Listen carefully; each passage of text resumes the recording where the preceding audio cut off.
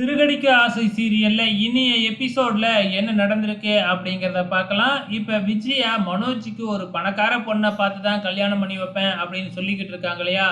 அதுக்கு அண்ணாமலை இருந்துகிட்டு, இப்பனாச்சும் ஒழுங்கா ஒரு பொண்ண பார்த்து கல்யாணம் பண்ணி வை. பணம் தான் வேணும்னு சொல்லிக்கிட்டு இருக்காத அப்படின்ன உடனே, நான் ஒண்ணும் மனோஜுக்கு அப்படிலாம் ஒண்ணும் கல்யாணம் பண்ணி வச்சிட மாட்டேன். பணம் தான் எனக்கு முக்கியம் அப்படின்னா, அவன் சொன்னான் இல்லையா, அந்த பைத்தியக்கார பொண்ணையே நான் கல்யாணம் பண்ணி வச்சிருப்பேன்ல அப்படின்னு விஜயா சொல்லிக்கிட்டு இருக்கிறாங்க. ஸோ இந்த பக்கம் ஏற்கனவே மனோஜ் அந்த பொண்ணை கல்யாணம் பண்ணி முடிச்சிட்டாப்புல. மனோஜ் என்ன செய்ய போறாப்புல அப்படிங்கிறது தெரியல.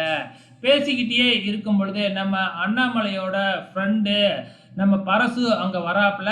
அங்க வந்து அவங்க அண்ணாமலை பரசுவோட ஃப்ரெண்டு அவங்க பேரனுக்கு காது குத்து வச்சிருக்காங்களேயாட்டுக்கு. ஸோ அந்த ஃபங்க்ஷனுக்கு இன்வைட் பண்ணியிருப்பாங்களாட்டுக்கு. அதுக்கு ஒண்ணா போயிடலாமா அப்படின்னு பேசிக்கிட்டு இருக்கிறாப்புல. இதை கேட்ட உடனே அண்ணாமலைக்கு கொஞ்சம் ஃபீல் ஆயிடுது. ஏன்னா தன்னோட ஃப்ரெண்டுக்கெல்லாம் பேரன் பேத்தி எடுத்துட்டாப்புல. ஆனா நமக்கு இன்னும் பேரன் பேத்தி இல்லையே அப்படின்னு சொல்லி ஃபீல் பண்ணிக்கிட்டு இருக்கிறாப்புல. ஸோ ஏற்கனவே முத்துவுக்கு ரவிக்கு எல்லாம் கல்யாணம் ஆயிடுச்சு. ஆனா இன்னும் குழந்தையே இல்லை இல்லையா? அதனால அண்ணாமலை ரொம்ப ஃபீல் பண்ணி பேசிக்கிட்டு இருக்கிறாப்புல. எனக்கு பேரன் பார்க்கணும்னு ஆசையா இருக்காதா அப்படின்னு சொல்லி. அதுக்கப்புறம் என்ன, முத்துவையும் ரவியும் தனியா கூப்பிட்டு சீக்கிரமா குழந்தை பெத்துக்குங்க அப்படின்னு அட்வைஸ் பண்ணிக்கிட்டு இருக்கிறாப்புல.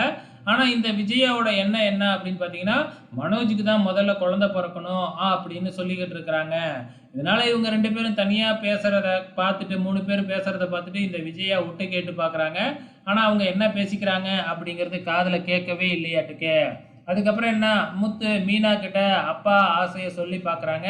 ஆனா மீனா இருந்துக்கிட்டு நமக்குன்னு மேல ஒரு ரூமு கட்டணும்னு சொன்னோம்.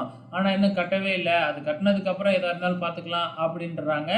இந்த பக்கம் என்னடான்னா, ஸ்ருதி ரவி கேட்கும் பொழுது, வேணும்னா ஒரு பேபி டால கொண்டு போய் உங்க அப்பா கையில குடுத்துரு. அவரு வேணா கொஞ்சிக்கிட்டு விளையாடட்டும் அப்படின்னு சொல்லிக்கிட்டு இருக்கிறாங்க புரிஞ்சுக்காம. அப்கமிங்ல இன்னும் என்னலாம் நடக்கும் அப்படிங்கிறத பொறுத்திருந்து பார்க்கலாம்.